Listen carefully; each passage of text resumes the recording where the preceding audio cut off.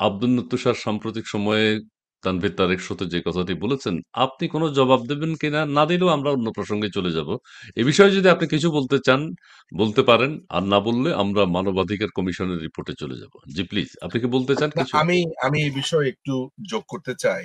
সেই ব্যাপারটা হচ্ছে এমন যে প্রথমত আম তুষারের ব্যাপারটা যেটা আমি বলবো, জি, এই লোকটা একটা, আপনি স্যাডিস্ট শব্দটার সাথে আপনার পরিচয় আছে কিনা জানি না। জি, জি, স্যাডিস্ট, জি, জি, জি, স্যাডিস্ট আছে। স্যাডিস্টের কাজ হচ্ছে, হিটলার স্যাডিস্ট ছিল। জি, ধরেন আপনি বসে আছেন, আমি আর আপনি গল্প করছি, আমার কোনো কাজ নাই, আমি ধরেন অমুকের কথা বলছি, অমুক খারাপ তমুক খারাপ, আবার ফাঁকে হুম, ফাঁকে আমি বলছি যে আমি অসম্ভব রকমের ভালো, আমি মেধাবী। হুম, হুম, হুম, শুধু আমি, আমি, আমি, আমি। এই লোকটিকে আমি খুব ভালো করে চিনি তো, তুষারকে। হুম, হুম, ও হচ্ছে একটা খুব সিক কিছু মানুষ থাকে না? অসুস্থ, আচ্ছা, খুবই হুম, অসুস্থ, খুবই ফার্স্ট্রেটেড একটা লোক। ফার্স্ট্রেটেড হওয়ার কারণ আছে। আমি অবশ্য ব্যক্তিগত জীবনগুলোতে, যেমন ধরেন আমি একটা বলি, ওয়াইফ ছেড়ে চলে গেছে। ছেলেটাকে নিয়ে একটা লম্বা সময় সাফার করতে হয়েছে। আমি ওই প্রসঙ্গে যাব না, আসলে যাওয়া উচিত হবে না। ওই প্রসঙ্গটা বাদ। দেখুন, লোকটা বি মানে উম গ্রামাটিক্যালি যদি আমি বিবেচনা করি আরকি, তার জীবন ধারণ হচ্ছে একটা সাইকোপ্যাথ। হ্যাঁ? যেমন ধরেন আমার সাথে তার যখন পরিচয় ছিল, ডিজিএফআই সব ব্লগারদেরকে হত্যা করেছে। এইটা হচ্ছে তার কথা। ডিজিএফআই কে হত্যা করেছে, কারা, কারা জড়িত ছিল, দুনিয়ার কাহিনী বলতে। আমি বললাম যে, "আপনি কিভাবে জানেন যে ডিজিএফআই ব্লগারদেরকে হত্যা করেছে?" বলে যে, "ডিজিএফআই হত্যা করেছে জানি। তুমি কি আমার থেকে বেশি জানবা? আমি তো ওদের সাথে ঘুরি। আমি তো ডিজিএফআই এর সাথে কাজ করতাম।" তাই আমি বললাম যে, "আপনি কিভাবে ডিজিএফআই এর সাথে কাজ করতেন ভাই? আপনার সাথে ডিজিএফআই এর কারবারটা কি? আপনি করেন বিতর্ক। আপনার সাথে ডিজিএফআই এর ডিজিএফআই এর যাই হোক, ওই প্রসঙ্গে যাব না।" এই ধরনের, আমি বললাম যে, "না, না, আপনি যেহেতু একবার বলেছেন যে আপনি ডিজিএফআই এর সাথে আপনার পরিচয় আছে, এই না সেই না। বলেন কিভাবে মেরেছে?" আবার বলছে যে, না, এটাও তুমি বাদ দাও না। অভিজিৎ রায় কি ভালো, ভালো লেখা লিখতো? অভিজিৎ রায় তো এরকম ধর্মকে অবজ্ঞা করে লেখা লিখতো। ওকে আসলে মারাটা ঠিকই আছে।" তো আমি না একদিন খুব অবাক হলাম। একদিকে এই লোক বলছে যে ডিজিএফআই নাকি মেরেছে, আর্মির লোক নাকি মেরেছে। আবার অন্যদিকে অভিজিৎ রায়কে নিয়ে নানান ধরনের গালিগালাজ। আবার আমাকে বলছে যে, "এই যে চ্যাট তোমার সাথে হলো, এটা একটু প্লিজ এটা একটু মুছে ফেলো, মুছে ফেলো।" আমি বললাম যে, "ভাই মুছছি।" তো বলছে যে মুছে ফেলো। তো আমি আসলে শেষ পর্যন্ত আ কিছু মনে হয় মুছেছিলাম, কিছু থেকে গেছে। আমার ওই প্রোফাইলটা আসলে এটা আমি আসলে পাবলিক গুলা করব। দেখাবো যে সে কি বলেছে না বলেছে। এটা এক নাম্বার। দেখেন, ও ধরেন ৮০ র দশকে ম্যাট্রিক পাস করেছে, ইন্টারমিডিয়েট পাস করেছে। বয়সে আমার থেকে অনেক বড়। তার বয়স ৬০ এর কাছাকাছি। আপনি একটু চিন্তা করে দেখেন তো, যে একটা লাইফলেস ক্রিয়েচার গাবতলীতে থাকে, ঝুট কাপড়ের ব্যবসা করত। কিন্তু পড়েছে ডাক্তারি, করত ঝুট কাপড়ের ব্যবসা। ঝুট কাপড়ের ব্যবসা করতে গিয়ে অমুক সন্ত্রাসী, তমুক সন্ত্রাসীর লালন-পালন, সেখানে লস খাওয়া, পার্টনারের টাকা মেরে দেওয়া। এরপরে সে চামচামি করলো হচ্ছে আপনার আনিসুল হকের। আনিসুল হকের সাথে, সাথে থাকে। আনিসুল হকের একেবারে ছেলে বনে ছেলের মতো ব্যবহার। আনিসুল হকের সাথে থাকা অবস্থাতে আনিসুল হকের ওয়াইফকে নিয়ে চূড়ান্ত নোংরামি। রুবানা হক কয়টা প্রেম করেছে, রুবানা হক, অথচ আমরা কিন্তু এসব কিছুই জানি না। আমার কাছে এসে বলছে রুবানা হক কয়টা প্রেম করেছে। তা আমি একদিন জিজ্ঞেস করলাম, "চাচা, ভাই আপনি আমার এগুলা বলেন।" "না, না, এগুলা আসলে হয়েছে কি, সমাজ তো দেখেছো, সমাজ কিভাবে উচ্ছন্নে গেছে। আমি অমুক সালে বিতর্ক করেছিলাম।" আমি মনে মনে বলতাম যে এই লোকটা এরকম সিক, মানে অসুস্থ একটা লোক। ধরেন আপনি মানে মানে আমি নিশ্চিত আজকে আমার এই ভিডিওটা যারা দেখছে, যারা ব্যক্তিগতভাবে চেনে, তারা এক বাক্যে স্বীকার করবে লোকটা না কোথাও ব্যক্তিগত আলোচনা হচ্ছে, অন্য একটা মানুষ সম্পর্কে আপনার ক্রমাগত ভাবে বলছে, বলছে, বলছে। সে দাবি করছে যে আনিসুল হকের ওয়াইফের, যে রুবানা হক, তার ৭ টা ছিল, আপনার বয়ফ্রেন্ড ছিল। আনিসুল হকের আগের ঘরের একটা ছেলে আছে, নাফিস নাম। সেই নাফিস, বাচ্চা একটা ছেলে, মানে ওর থেকে তো বাচ্চাই আসলে। সেই নাফিসকে নাকি তার মা মেয়ে সাপ্লাই দিত। এই কথাটা সে আমাকে বলে বেড়াচ্ছে। আমি তখন আমাকে এগুলো সে লিখছে। আমি তখন চিন্তা করতাম যে তাহলে আমার কথাও নিশ্চয়ই গিয়ে কোথাও বলবে। তাই তো হয়েছে। তার সাথে কিন্তু আমার যুদ্ধাঙ্গেই কিন্তু কোনো সম্পর্ক ছিল না কখনো। কেন হয়েছে জানেন? মজার ব্যাপার হচ্ছে তাকে আমি কিছু বলিও নি। আমি ফেসবুকে হরলিক্স নিয়ে লিখেছিলাম। আমি লিখেছিলাম হরলিক্স পাগলা। হরলিক্স পাগলা যে তার নিকনেম এইটা সেই বলে বেরিয়েছে। হ্যাঁ, আমাকে হরলিক্স পাগলা বলে। বিভিন্ন মানুষের কাছে গিয়ে বলে যে নিজুম মজুমদার আমাকে হরলিক্স পাগলা বলে। আমি নাকি হরলিক্স খাই শুধু। আমি নাকি হরলিক্স। আসলে ঘটনাটা যেটা হয়েছে সে একটা প্রোগ্রাম করতো যেটার বিজ্ঞাপনটা দিয়েছিল হরলিক্স। এই জন্য ব্লগে তাকে হরলিক্স বলে ছেলেপেলেরা টিজ করতো। এটার একটা কারণ আছে। জাফর ইকবাল স্যারের উদ্যোগে একটা ড্রোন বানিয়েছিল সাস্টের ছেলেপেলেরা। ওরে বাবা, তার সেই ছেলেদের, এই বাচ্চা বাচ্চা ছেলেরা ড্রোন বানিয়েছে। সে বলে এগুলো নাকি মোস্তফা মার্কেট থেকে কিনতে পাওয়া যায় সিঙ্গাপুরে, এগুলো নাকি $20 দিয়ে পাওয়া যায়। আমি ধরে নিলাম যে $20 দিয়ে এগুলো কিনতে পাওয়া যায়, কিন্তু একটা হুম। ছেলে যে চেষ্টা করেছে, তার যে এই যে সামষ্টিক একটা চেষ্টা, এটাকে অ্যাপ্রিসিয়েট করবে না? ছোট ছোট ছোট ছোট বাচ্চাদের পিছনে লেগে আছে। দিনের পর দিন তাকে ট্রল করলো। ব্লগে তার নাম দেওয়া হলো ড্রোন তুষার। ড্রোন না কিন্তু, ফাইজলামি করে তার নাম দেওয়া হলো ড্রোন তুষার। তো আপনার মতিকণ্ঠ নামে একটা স্যাটার পত্রিকা ছিল, সেই মতিকণ্ঠে প্রায় তাকে নিয়ে লেখালেখি হতো। সে করেছে কি, গণজাগরণ মঞ্চের সময় এই শিবিরের টাকা খেয়ে সেই গণজাগরণ মঞ্চে এসেছে বিরাট বড় নেতা সাজার জন্য। সেখানে ছেলে পেলে তাকে ঘাড়ে টারে ধাক্কা দিয়ে প্রথম কয়েকদিন রেখেছিল, পরে ঘাড় ধাক্কা দিয়ে এখান থেকে বের করে দিয়েছে। সে গিয়ে করলো কি, পরে দেখা গেল ইসলামী ব্যাংক ছিল, জামাতের ব্যাংক ছিল, ওই জামাতের টাকা খেয়ে সে সেখানে উপস্থাপনা করে বেড়াচ্ছে। তখন আমরা বলা শুরু করলাম যে দেখেছেন, আমরা যে আগেই তাকে সন্দেহ করেছি যে এ ছিল শিবিরের এজেন্ট, শিবিরের হয়ে কাজ করে। আপনি কখনো দেখেছেন ও শিবিরকে নিয়ে লেখে? সারাটা বছর জুড়ে আওয়ামী লীগকে নিয়ে লিখেছে, সারাটা বছর। গ্যাসলাইটিং বলে একটা শব্দ আছে। সারাটা ক্ষণ আওয়ামী লীগকে নোংরা ভাষাতে, প্রধানমন্ত্রীকে যা তা না সে বলেছে। যে লোকটা সারাক্ষণ আওয়ামী লীগকে গালিগালাজ করেছে, সেই লোকটা আবার আমাকে বলছে আমি নাকি আওয়ামী লীগের ক্ষতি করছি। অথচ আমরা যে কজন আছি, আপনি নিশ্চয়ই এটা জানেন, এরকম একটা দুর্যোগ মুহূর্তে আমরা বলছি, আমরা এই দলটার কথা বলছি। আমাদেরকে পছন্দ করবে না ওর মতো শিবিরের ছেলেরা, ওর মতো হোদল কুতকুত গুলো আমাদেরকে অপছন্দ করবে। ও আমাদেরকে ওই কারণ শিবিরের, তার জন্মের প্রবলেম আছে। যাক, এগুলো আমি বলতে চাই না, কিন্তু আজকে আমি টিভির সামনে মনে হয় বলছি। ওর কিন্তু আপনি জানেন যে ওর বাবাকে মেরে ফেলেছে মুক্তিযোদ্ধারা, এটা জানেন? না, না, আমি জানি না। ওর ওর বাবাকে কিন্তু মুক্তিযুদ্ধের সময় মেরে ফেলা হয়েছে। আচ্ছা। তার বাবার সাথে সম্পর্ক ছিল, তার মার সাথে সম্পর্ক ছিল তার চাচার। পরবর্তী সময় তার চাচার সাথে তার মার বিয়ে হয়। আজকে টিভিতে আমাকে এই কথাগুলো বলতে হচ্ছে। ওর বাপকে একটু জিজ্ঞেস করেন তো আপনারা, যে তুষার তোমার বাবাকে, তোমার বাবার পরিচয়টা একটু বলো তো। বাবার নাম মনে হয় জানে না। তার চাচা কিন্তু, তার চাচাকে সে কিন্তু পরবর্তী সময় তার মাকে বিয়ে করেছে। মুক্তিযুদ্ধের সময় কাকে মেরে ফেলেছে? মুক্তিযোদ্ধারা ওকে মেরে ফেলেছে, তার বাবাকে। কোন ফ্যামিলি থেকে এসেছে?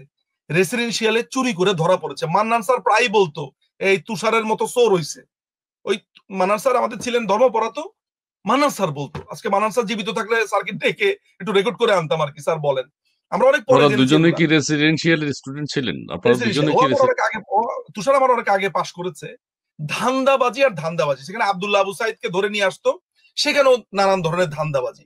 সে বিশ্ব সাহিত্য কেন্দ্র করেছে, ডিবেটিং করেছে, কিছু না, প্রত্যেকটা জায়গাতে গিয়ে সে এই গ্রুপিং, ধরেন ডিবেটিং ক্লাব করবে, সেখানে গ্রুপিং, সেখানে জামাতের ছেলে, শিবিরের ছেলে, তার পছন্দ অনুযায়ী ঢুকায়, সেখানে তাকে লাথি দিয়ে অরোয়া থেকে একটা পর্যায়ে বের করে দেওয়া হয়েছে। তাকে যেইখানে যাবে, যেই জায়গাতে ঢুকবে, সেই জায়গাতে সেই নোংরা গ্রুপিংটা করবে। না, উনি তো ডাক্তারি, বন্ধু সে সভা, নাকি ডাক্তারি। প্রথম আলোর বন্ধু সভায় ছিলেন, নাগরিক টিভিতে ছিলেন, শোনেন, আমি উনি একজন আমি চিকিৎসক। নাগরিক টিভির কথাতে আসছি। নাগরিক টিভিতে সে সে বলছে, কদিন আগে সে বলা শুরু করলো যে ইমপ্রেস টেলিফিল্ম থেকে সে 50 লক্ষ টাকা পাবে। সে 50 লক্ষ টাকা নাকি তাদের কাছ থেকে পায়। কত বিষেধাগার সে করলো। আমাকে অনেকবার বলেছে, হ্যাঁ সাগর সাগর সাহেব খারাপ, এই খারাপ, শাইক সিরাপ খারাপ, দুনিয়ার কথাবার্তা। 5ই আগস্টের পরে সে গিয়ে ওইখানে বিরাট বড় প্রোগ্রাম করছে, একটা দুমুখ সাপ। এরপরে সে নাগরিক টিভিতে রুবানা হককে চাপ দেওয়া শুরু করলো, সেখানে সে টাকা পায়, টাকা তাকে দিতে হবে। আনিসুল হকের সাথে সে ছিল, আনিসুল হক তাকে স্নেহ করতো, সে সেখানে দাবি করে বসলো নাগরিক টিভি তার। একটা পর্যায়ে সে ইভ আলী রাসেলকে আপনার চাপ দেওয়া শুরু করলো। আমি আমার কাছে সব তথ্য আছে, সে ইভ আলী রাসেলকে নিয়ে সারাটা ক্ষণ নোংরা কথাবার্তা। পরে আমি, রাসেল আমার খুবই ক্লোজ ফ্রেন্ড, রাসেলের রাজনৈতিক জীবন, রাসেলের আদর্শ, রাসেল কি ব্যবসা করেছে, রিগার্ডলেস অফ দ্যাট, ও আমার একসাথে বড় হয়েছি। ইভ আলী রাসেল, ইভ আলীর প্রত্যেকটা যারা কাস্টমার আছে, ক্লায়েন্টরা জানে যে আমি রাসেলের জন্য কিভাবে লড়াই করেছি। এবং আমি নিশ্চিত যে আমার রাজনৈতিক জীবন যাপন ছাপিয়ে ইভ্যালির যারা আছে তারা অ্যাটলিস্ট এই একটা কথা এক বাক্যে স্বীকার করবে যে নিজুম ভাই ইভ্যালির জন্য করেছে। এই রাসেলকে সে সারাদিন গালিগালাজ করতো, ওই সময়টাতে আমি তার উপরে চড়াও হয়েছিলাম। আরে কি ভাই, আপনি আপনার স্কুলের ছোট ভাইকে নিয়ে এইসব আর ভাষা কি, ধান্দাবাজ, চোর। রাসেলকে প্রতিটা দিন তার ওয়াইফকে নিয়ে, রাসেলকে নিয়ে, রাসেলের একটা ছেলে ছিল তাকে নিয়ে নোংরা কথাবার্তা সারাটা ক্ষণ। অথচ গণভবনে গিয়ে সে তার ছেলে সুদ্ধা আপনার চেয়ার চুরি করে নিয়ে আসলো, ফুলের টপ চুরি করে নিয়ে আসলো। চিন্তা করা যায়। সুতরাং এই যে এই লোকটাকে, তখন আমার সাথে তো তার বয়সের একটা বড় পার্থক্য আছে, আমি তার থেকে বয়সও ছোট। একটা লোক ঠিক কোন লেভেলের লাইফলেস হলে সে তার জুনিয়র স্কুলের, তার স্কুলের কত জুনিয়র তার তার সম্পর্কে সে মিডিয়াতে এসব কথাবার্তা বলে। মানে স্বাভাবিক আমরা কি করি, আমাদের যদি ছোট ভাই হয় তাহলে আমরা তার সাথে ব্যক্তিগতভাবে কথা বলি, এটা আমরা সর্ট আউট করি। কতটুকু লাইফলেস, কতটুকু সে মানে কতটুকু ফার্স্ট্রেটেড, কতটুকু একটা স্যাডিস্ট, সে নাগরিক টিভির রুবানা হককে নিয়ে নোংরামো করে, তার ছেলেকে নিয়ে নোংরামো করে, ইমপ্রেসকে নিয়ে নোংরামো করে, সে ইভ্যালিকে নিয়ে নোংরামো করে, সে কোনো জায়গাতে বসলে সেখানে নোংরামো করে, রেসিডেন্সিয়ালের এই গ্রুপ নিয়ে নোংরামি, ওই গ্রুপ নিয়ে নোংরামি, মানে যেইখানে যাবে সেই জায়গাটাকে একটা গান্ধা করে দেয়। একটা একটা পিওর সাইকোপ্যাথ। এখন সে বলছে আমি নাকি আওয়ামী লীগের ক্ষতি করছি। আরে বেটা, আওয়ামী লীগের যদি আমি ক্ষতি করি এইটা বুঝবে আওয়ামী লীগের নেতা কর্মীরা। আমি আওয়ামী লীগ করি, আমার বাপ আওয়ামী লীগ করতো, আমার দাদা আওয়ামী লীগ করতো। আমি আপনাকে এই এই জিনিসটা তো আমি আপনাদেরকে প্রায় মনে হয় দেখিয়েছি, আবারও একটু দেখাই, এটা আমি দেখাতে খুবই প্রাউড ফিল করি। সেটা হচ্ছে আমার আব্বার 30 পয়সা চাঁদা দিয়ে পূর্ব পাকিস্তান আওয়ামী লীগের সদস্য পদ, দেখেছেন? হ্যাঁ হ্যাঁ হ্যাঁ, দেখতে পাচ্ছি দেখতে পাচ্ছি দেখতে দেখতে পাচ্ছেন তো পাচ্ছি। না? কাঞ্চনপুরে, হুম হুম নোয়াখালী হুম রামগঞ্জে হুম আমার বাবা হুম। সেই পূর্ব পাকিস্তান আওয়ামী লীগের। আব্বার বয়স আজকে 84। আমাকে আওয়ামী লীগ শেখায় কে? শেখায় এই রাজাকারের বাচ্চা যার বাপকে মুক্তিযোদ্ধারা মেরে ফেলেছে, সে আমাকে আওয়ামী লীগ শেখায়। আওয়ামী লীগকে নিয়ে যদি আমার কোনো কথা বা বক্তব্য, সেটা আমাদের সভানেত্রী বুঝবেন, আমাদের দেশরত্ন মাননীয় প্রধানমন্ত্রী শেখ হাসিনা বুঝবেন। এই এই রাজাকারের বাচ্চা কে? সে ইসলামী ব্যাংকের প্রোগ্রামে গিয়ে প্রোগ্রাম করে, সে গণজাগরণ মঞ্চের মধ্যে ঝামেলা তৈরি করে। এই সাইকোপ্যাথ কে? হ্যাঁ, আওয়ামী লীগের নেতা কর্মীরা যেদিন বলবে যে নিজুম ভাই আপনি ঠিক বলতেছেন না, সেদিন বুঝবো ঠিক বলতেছেন না। আওয়ামী লীগের নেতা কর্মীরা বলুক তো, এই দলটার জন্য আমরা তো অসংখ্য মানুষ পরিশ্রম করছে, তার মধ্যে আমি ছোট্ট একটা বালুকণা মাত্র। আমার পিছনে কেন লেগেছে? নাহিদ রেন্সের পিছনে লেগেছে। নাহিদ দিনের পর দিন এই দলের জন্য কাজ করেছে, দিনের পর দিন। নাহিদের সাথে অন্য অনেকের সম্পর্ক খারাপ হতে পারে, এটা হতে পারে, কিন্তু নাহিদ তো আওয়ামী লীগের জন্য কাজ করেছে। সে নাহিদকে ছাড়েনি। নাহিদ আমাদেরও কত ছোট একটা ছেলে, মানে কাউকে ছাড়বে না, সে কাউকে ছাড়বে না। কারণ কি জানেন? ওর জীবনে কোনো কিছু পাওয়া হয় নাই। দেখবেন খালি বলে যে আমি বিতর্ক করেছি, এখন ইচ্ছা করে বলতে যে অনেক বড় জিনিস ছিঁড়ে ফেলছে।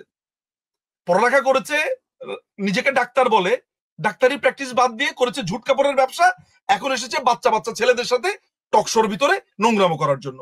ওর বয়স আর আমার বয়স যায়? সে পাশ করেছে কোন 80 সাল না 82 সালে, আমি পাশ করেছি কবে? যায় ওর সাথে আমার?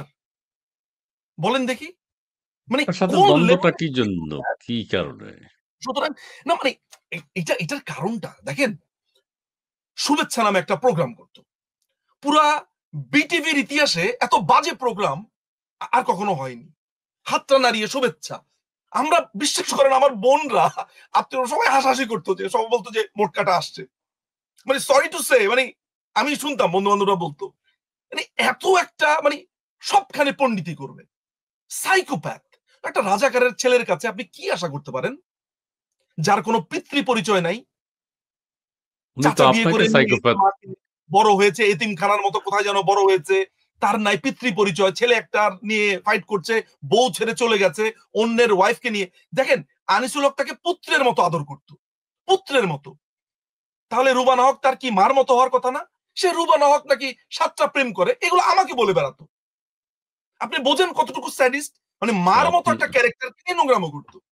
তো যে তার মার মতো একটা ফিগারকে নিয়ে নোংরামো করতে পারে, সে আমাকে নিয়ে তো বলবেই।